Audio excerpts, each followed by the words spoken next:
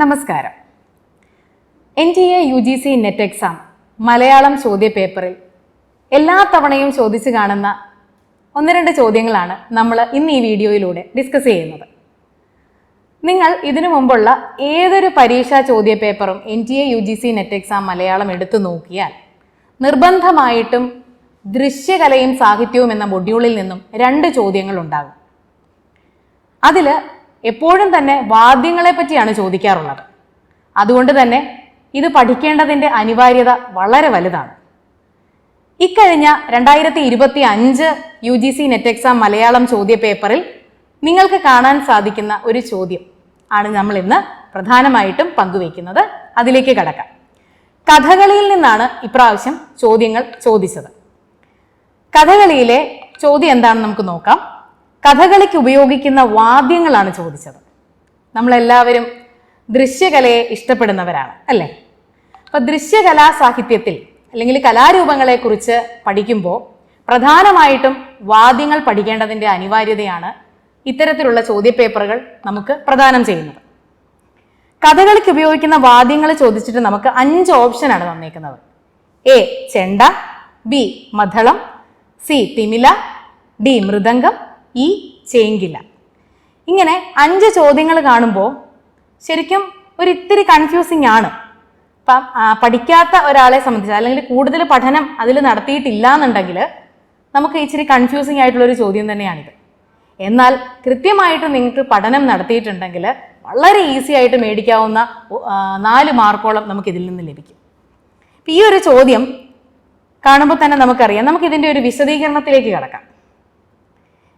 ഇതിൽ വിശദീകരണത്തിലേക്ക് കടക്കുന്നതിന് തൊട്ട് മുമ്പ് ശരിയായ ഉത്തരം തിരഞ്ഞെടുത്ത് എഴുതുക എന്ന് പറഞ്ഞു തന്ന ഓപ്ഷൻസ് ആണ് ഇതൊക്കെ. അതായത് 1 ABC മാത്രം, അതായത് ചെണ്ട, മദ്ദളം, തിമില മാത്രം. രണ്ടാമത്തത് ABD മാത്രം, ചെണ്ട, മദ്ദളം, മൃദംഗം മാത്രം. ABE എന്നൊരു ഓപ്ഷൻ മൂന്നാമത്, അതായത് ചെണ്ട, മദ്ദളം, ചേങ്കില മാത്രം. ACE ആണെങ്കിലോ ചെണ്ട, തിമില, ചേങ്കില മാത്രം. ശരിക്കും പറഞ്ഞാൽ ആദ്യത്തെ ക്വസ്റ്റ്യൻ കണ്ടതിലും കൂടുതൽ നമുക്ക് കൺഫ്യൂസിങ് ആണ് ഇതിൻ്റെ ശരിയായ ഉത്തരം തിരഞ്ഞെടുത്ത് എഴുതുക എന്നുള്ളത് കണ്ടപ്പോൾ. നിങ്ങൾക്കും തോന്നുന്നില്ലേ? അതായത് ഇങ്ങനെ കാണുമ്പോൾ പെട്ടെന്ന് ഇതിൽ ചെണ്ടയും മദ്ദളവും ഏകദേശം 3 എണ്ണത്തിൽ വരുന്നുണ്ട്. പിന്നെ 4ാമത് ചെണ്ട, തിമില, ചേങ്കില അങ്ങനെ വരുന്നു. ചേങ്കില 2 എണ്ണത്തിൽ വരുന്നു. മൊത്തത്തിൽ നമുക്ക് കുറച്ച് കൺഫ്യൂസിങ് ആണ്. പക്ഷേ കൃത്യമായൊരു പഠനം നടത്തി കഴിയുമ്പോൾ നമുക്ക് മനസ്സിലാക്കാൻ സാധിക്കുന്നത് ഇവിടെ ഇതാ ചെണ്ട എന്ന് പറയുന്നത് കഥകളിയിൽ ചെണ്ടയ്ക്ക് വളരെ പ്രധാനപ്പെട്ട സ്ഥാനമാണുള്ളത് എന്ന് മനസ്സിലാക്കിയിരിക്കുക. അപ്പം കഥകളിയുടെ ഒരു പ്രധാന ആകർഷണം കൂടിയാണ് ചെണ്ടവാദ്യം. കഥകളിയിലെ ഓരോ രംഗത്തിനും കഥാപാത്രത്തിനും വികാരത്തിനും അനുസരിച്ചാണ് ചെണ്ടവാദ്യം ഉപയോഗിക്കുന്നത്. കഥകളിയുടെ ഭാവഗാംഭീര്യതയും ദൈവിക മാനവും ചെണ്ടയുടെ മുഴക്കം ശക്തിപ്പെടുത്തുന്നു. ചെണ്ടയാണ് മുഴുവൻ സംഘത്തിനും നേതൃത്വം നൽകുന്നത്. അതെ, ഇപ്പൊ ചെണ്ട എന്ന് പറയുന്നത് കഥകളിയിലെ ഏറ്റവും പ്രധാനപ്പെട്ട വാദ്യമാണ്. അതുകൊണ്ട് ചെണ്ട ഒഴിവാക്കിക്കൊണ്ടുള്ള ഒരു ഓപ്ഷൻ നമുക്ക് ഇവിടെ തിരഞ്ഞെടുക്കാൻ പറ്റില്ല. ചെണ്ട നിർബന്ധമായിട്ടും നിങ്ങൾ മനസ്സിൽ വെച്ചുകൊള്ളുക, കഥകളിയിലെ ഏറ്റവും പ്രധാനപ്പെട്ടതാണ്. അടുത്തതിലേക്ക് കടക്കുമ്പോൾ മദ്ദളമാണ്. മദ്ദളം പുരാതനമായ ഒരു താളവാദ്യമാണ്. ഇത് ചെണ്ടയെ പോലെ തന്നെ കഥകളിയിലെ അഭിനയം, ഭാവം, രംഗം എന്നിവയ്ക്ക് അനുയോജ്യമായ താളഭംഗി നൽകുന്നുണ്ട്. മദ്ദളത്തിന്റെ ശബ്ദം പക്ഷെ ചെണ്ടയുടേതുപോലല്ല, അത് മൃദുലവും ഗൗരവമുള്ളതുമാണ്. ഇത് കഥാപാത്രങ്ങളുടെ ചലനങ്ങൾക്കും ഭാവങ്ങൾക്കും സൗമ്യതയും ഗൗരവവും കൂട്ടി നൽകുന്നു. അപ്പൊ കഥാപാത്രങ്ങൾക്കനുസരിച്ച് സൗമ്യതയും ഗൗരവവും കൂട്ടി നൽകുന്നതിന് മദ്ദളം സഹായകമാണ്.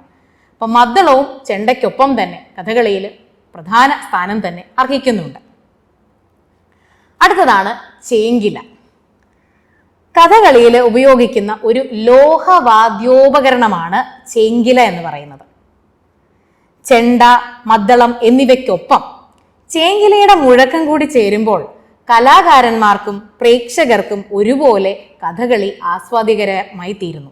അപ്പൊ കഥകളിയെ ആസ്വാദികരമായി തീർക്കുന്നതിൽ ഏറ്റവും അധികം പങ്കുവഹിക്കുന്നത് ഈ ചേങ്കില കൂടിയാണെന്ന് നമുക്ക് അനുമാനിക്കാം.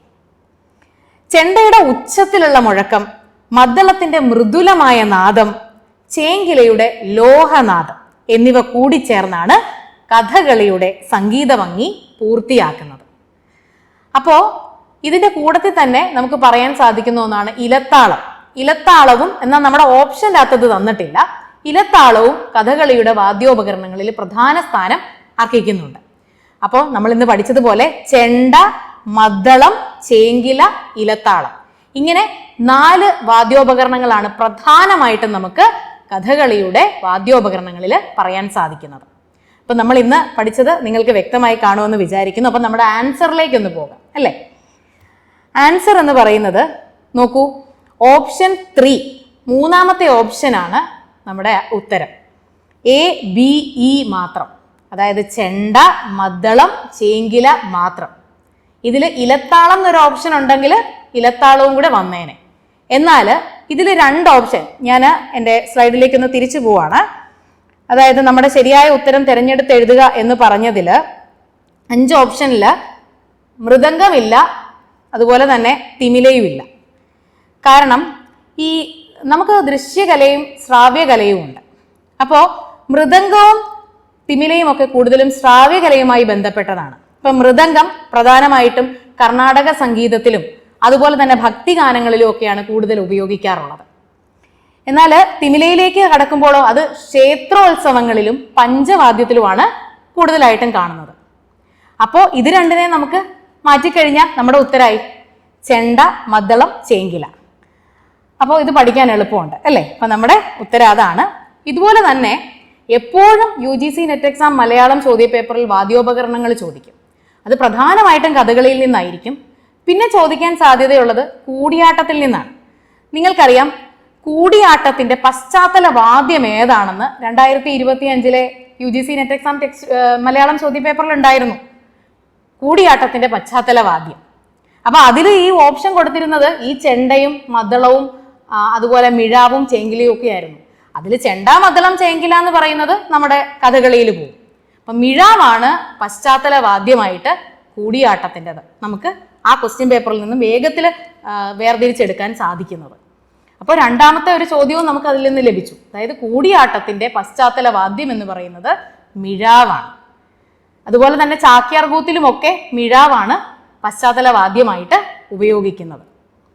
ഇത്തരത്തിൽ ദൃശ്യകല എന്ന് പറയുന്ന ഭാഗം നമ്മൾ അത്യാവശ്യം കുറച്ച് നോക്കിക്കഴിഞ്ഞാൽ തന്നെ നല്ല രീതിയിൽ മാർക്ക് സ്കോർ ചെയ്യാൻ പറ്റും എന്നുള്ളതിൽ ഒരു സംശയവുമില്ല. അതുകൊണ്ട് ദൃശ്യകലാ സാഹിത്യം പഠിക്കേണ്ടതിൻ്റെ അനിവാര്യത കൂടി മനസ്സിലാക്കി തരുവാനാണ് ഈ വീഡിയോയിലൂടെ ഞാൻ ശ്രമിച്ചത്.